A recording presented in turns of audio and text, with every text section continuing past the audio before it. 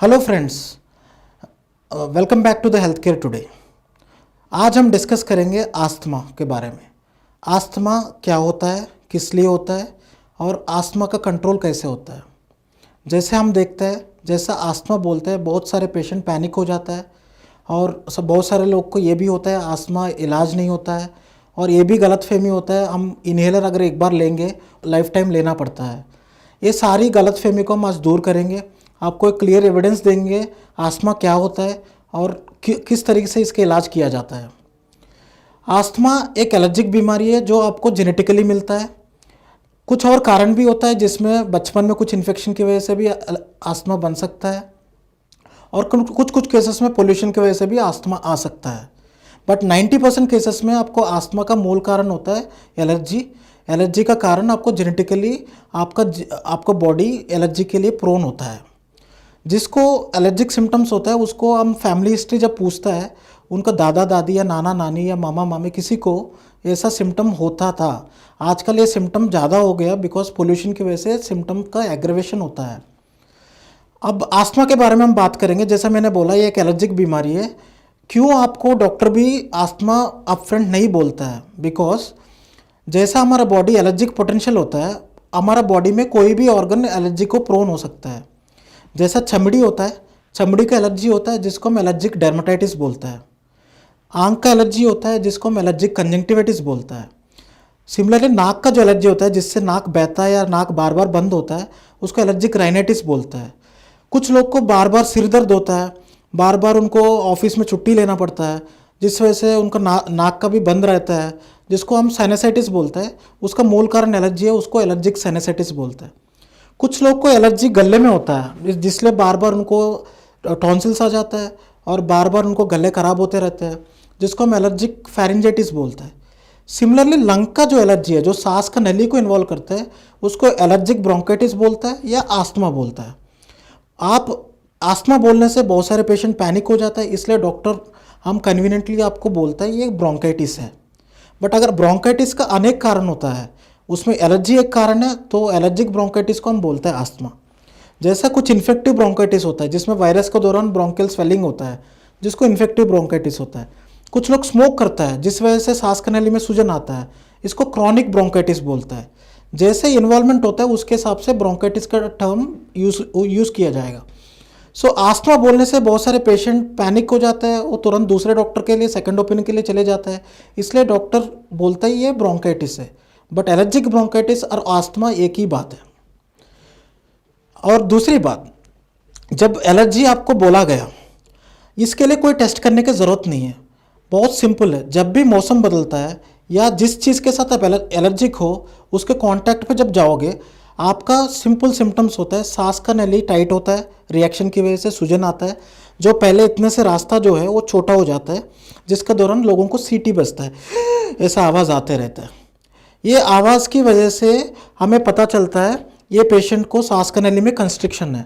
और दूसरा सिम्टम्स क्या होता है, काशी आता है, सफ़ेद रंग की बलगम निकलता है। अगर एलर्जी के दौरान होता है तो वो काफ़ी स्टिकी स्पुटम निकलता है।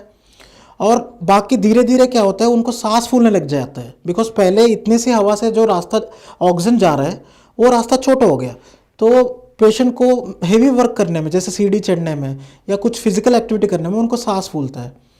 जब ये सिम्टम्स के साथ आप डॉक्टर के पास पहुंचेगा, वो जब आपके पास ये सारे सिम्टम्स हैं, हमें कोई आगे टेस्ट करने की ज़रूरत नहीं है, सीधा आस्थमा डायग्नोस किया जाएगा, आस्थमा का इलाज शुरू करेंगे।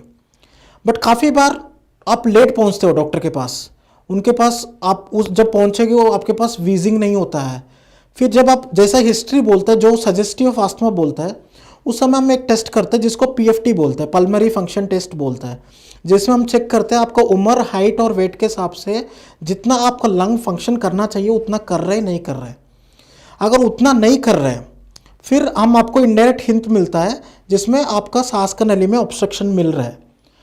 तो हम एक काम करते हैं, आपको एक इन्हेलर देता है, पफ देता है, उसका 15 मिनट के बाद फिर से टेस्ट रिपीट किया जाता है। उसमें जो पफ का दौरान जो सांस की नली में जो सूजन आया या ये कंस्ट्रिक्शन आया वो वापस नॉर्मलाइज हो जाता है। सो फिर से आप वो टेस्ट 15 मिनट या 20 मिनट के बाद जो करता है उस समय जो पहले वैल्यू से बढ़कर वैल्यू आ जाता है जिसको हम बोलते हैं रिवर्सिबिलिटी। जब आपका सांस का नली में ऑब्स्ट्रक्शन दिख रहा है और साथ में रिवर्सिबिलिटी दिख रहा है, इसका मतलब है कि आस्थमा का डायग्नोसिस कंफर्म हो गया। नाउ दूसरी बात, जब आपको आस्थमा डायग्नोस हो गया, आप किसी भी डॉक्टर के पास जाओगे, वो आपको नेबुलाइजेशन देगा या इनहेलर पर डालेगा। क्यों हम टैबलेट नहीं दे सकते हैं? क्यों हम इंजेक्शन नहीं दे सकते हैं? आप सब लोग समझ सकते हैं, हमारे को आंख में प्रॉब्लम होता है, हम आंख का ड्रॉप लेता है, टैबलेट नहीं लेता है।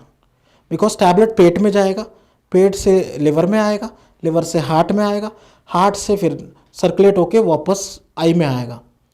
उससे अच्छा हम सब कम से कम डोज से सीधा जहाँ प्रॉब्लम है, आंख में प्रॉब्लम है तो आंख में ड्रॉप डाल रहे हैं आराम मिलने के लिए। सिमिलरली स्किन में प्रॉब्लम होता है, हम ऑइंटमेंट लगाते हैं।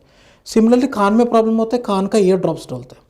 सो वैसे ही है, सांस का नली में चोकिंग सेंसेशन है, सांस का नली छोटा हो गया, इन्हेलर आप लोगे, सीधा दवाई अंदर जाएगा और सीधा जिस एरिया में प्रॉब्लम है उधर काम करेगा और कम से कम डोज से सबसे ज़्यादा रिलीफ मिलता है। सो इन्हेलर और ऑलवेज बेस्ट फॉर आस्थमा, हम बार बार ये चीज़ बोलते हैं। और दूसरे में एक और एडवांटेज बताता हूँ, आप टैबलेट लोगे या इंजेक्शन लोगे, टैबलेट का डोसिंग होता है 10 मिलीग्राम, 5 मिलीग्राम, इंजेक्शन का डोसिंग होता है 100 मिलीग्राम, 200 मिलीग्राम। आप इन्हेलर का डोज लोगे, इन्हेलर में लिखा होता है 400 माइक्रोग्राम और मिलीग्राम टैबलेट में होगा। आपका इन्हेलर में 1000 डोज कम से आपको सबसे ज़्यादा बेनिफिट मिलता है। सो मैं फिर से रिपीट कर रहा हूँ, आस्थमा के लिए इन्हेलर ही सही है। तो आप इन्हेलर लोगे, सही टेक्निक से लोगे। पहली बार आप जब इन्हेलर लिखेगा, डॉक्टर साहब आपको बुलाएगा वापस इन्हेलर चेक करने के लिए, वो इन्हेलर आपको सिखाएगा। हर बार मैं एक पल्मोनोलॉजिस्ट होकर मैं हर पेशेंट को जब मेरे पास वापस आता है 1 महीने के बाद फिर से दिखाने के लिए, तब मैं उनका टेक्निक जरूर चेक करता हूँ। बिकॉज ये ह्यूमन नेचर है आपको इन्हेलर टेक्निक गलत करने का, बिकॉज शॉर्टकट ढूंढता है हम। तो इन्हेलर टेक्निक अगर सही है और सही इन्हेलर आपको मिल गया, आस्थमा बिल्कुल ठीक होने वाला बीमारी है। जैसा आप इन्हेलर लेते हो, जैसा आपको बॉडी में आराम मिलना शुरू हो जाता है, फिर हम एक अप्रोच करता है जिसको स्टेप डाउन अप्रोच करता है। जैसा आपका आराम मिलता है, आपका इन्हेलर का जो डोसेज है, अगर पहले आपको 400 मिला है, हम फिर वो 200 करेंगे, फिर 200 से 100 करेंगे और धीरे धीरे वो स्टेप डाउन करेंगे। पहले आपको उसके साथ अगर प्रॉब्लम ज़्यादा होता है तो कुछ टैबलेट्स भी देंगे। जैसा ठीक होते जाएगा टैबलेट्स हटाएंगे, इन्हेलर पे रखेंगे। जैसा और ठीक होते जाएगा इन्हेलर का डोसिंग कम करेंगे। जैसा और ठीक हो जाएगा इन्हेलर हम स्टॉप करेंगे। यूजुअली मोस्ट केसेस में 90% केसेस में जिसको हम बोलते हैं इंटरमिटेंट आस्थमा, उनको तकलीफ होता है। इंडिया में अगर 100 आस्थमाटिक्स अगर देखोगे, उसमें 90% लोग को जब भी वेदर चेंज होता है, winter to summer, summer to winter, उसी दौरान 2 से 4 हफ्ते के लिए उनको इन्हेलर चाहिए होता है। उसके बाद उनको इन्हेलर का ज़रूरत नहीं पड़ता है। बाकी 10% केसेस है जिसमें 7% केसेस जो है उनको बीच बीच में ज़रूरत पड़ता है, जब उनको सांस फूलता है या प्रॉब्लम होता है। बट उनको हम ये स्टेप डाउन और स्टेप अप जो ट्रीटमेंट अप्रोच है वो यूज़ करता है। जैसे उनका सिम्टम्स ठीक हो जाता है हम स्टेप डाउन करता है, जैसे उनका सिम्टम्स बढ़ता है हम स्टेप अप करता है। जैसे एक पल्मोनोलॉजिस्ट के पास आप जाते हो, जैसा आपका इलाज शुरू होता है, 2-3 बार जाने के बाद पल्मोनोलॉजिस्ट आपको एक्सप्लेन कर देगा ऐसा आपका ट्रीटमेंट होएगा आगे। सो आपका एक हिंट है, जैसा आपको प्रॉब्लम बढ़ने वाला है, जैसा प्रॉब्लम शुरू होने वाला है, आपको सबसे मोस्ट कॉमन सिम्टम क्या होता है? थोड़ा सा छींक आना शुरू होता है, थोड़ा सा बलगम आते हैं या हेडेक वगैरह शुरू होता है। उस समय तुरंत आप इन्हेलर वापस शुरू करना है सो दैट बीमारी आगे ना बढ़े।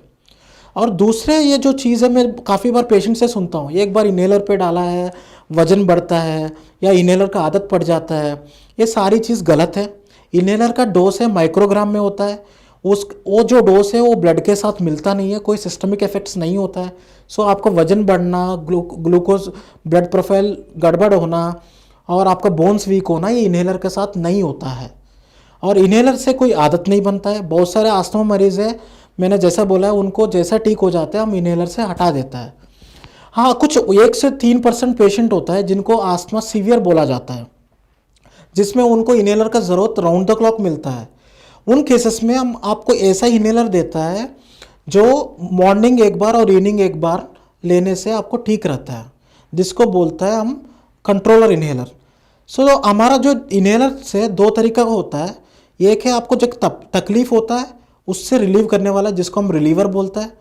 एक है जो आने वाला तकलीफ है जिसको दूर करने वाला है, उसको कंट्रोलर बोलता है या मेंटेनर बोलता है। तो हमारा पास आज का डेट पे ऐसा इन्हेलर है जो आपको रिलीव भी करते हैं और कंट्रोल भी करते हैं। एक ही इन्हेलर वो काम करता है जिसको हम स्मार्ट थेरेपी बोलता है, single maintenance and reliever therapy. वो इन्हेलर आपको देंगे जिसमें आपको मॉर्निंग एक डोज लोगे, इवनिंग एक डोज दोगे, 12 घंटे तक उसका असर रहता है, आप बिल्कुल फिट रहते हो। हाँ, बहुत कम परसेंट केसेस होता है जिसमें 1% से नीचे केसेस होता है जिसमें आस्थमा आप इन्हेलर लेने के बाद भी आराम नहीं मिलता है, जिसको हम ओरल स्टेरॉइड देना पड़ता है। उन केसेस के लिए भी आजकल हमारे पास बहुत अच्छा इलाज है जिसको हम बोलते हैं बायोलॉजिक्स। उसकी इंजेक्शन होता है जो महीने में एक बार या 15 दिन में एक बार लेता है, जो एब्सोल्युटली सेफ रहता है, जिसके कारण आपका सीवियर आस्थमा बिल्कुल कंट्रोल रहता है। हम रखें आपका ख्याल।